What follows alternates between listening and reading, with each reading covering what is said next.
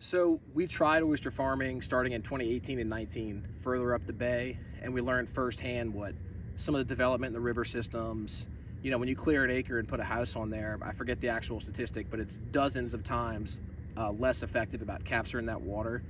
And if you add industry and farming on top of that, not that we have any issues with those industries, you've got to be really careful where you put an oyster farm. If you look down here, you can see with almost perfect clarity like a fish tank to our sandy bottom. And one of the reasons that we're here is because of not just a sandy bottom, but the proximity to the Gulf of Mexico. Like, we don't have sewer treatment plants or heavy industry within dozens of miles of this site. And if you look at the tiny coastline of Alabama, there's not a lot of places you can do that. And we started hosting the baykeepers to do a swim site here. Because if you think about it, in terms of where the public can actually access the bay, there's not a lot of places. And there are a couple right here in Fort Morgan, and we wanted people to be able to feel safe, come to the Fort Morgan Park, be able to want to swim and all that kind of stuff, because we know from the state health department testing that we don't have a problem with chloroforms, red tide, industrial pollution, any of that stuff. And then with the baykeepers on top of that, with the regular testing, I think we bring y'all a sample almost weekly during the hot months and monthly maybe in the wintertime.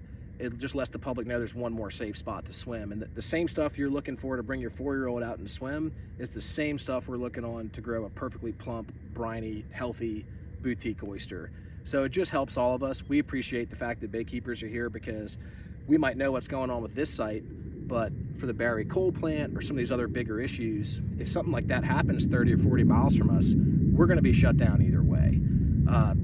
It's one big ecosystem, it's one big estuary. So even though we're insulated from some of the effects of rivers and sewage treatment plants in the bay, they don't really affect us.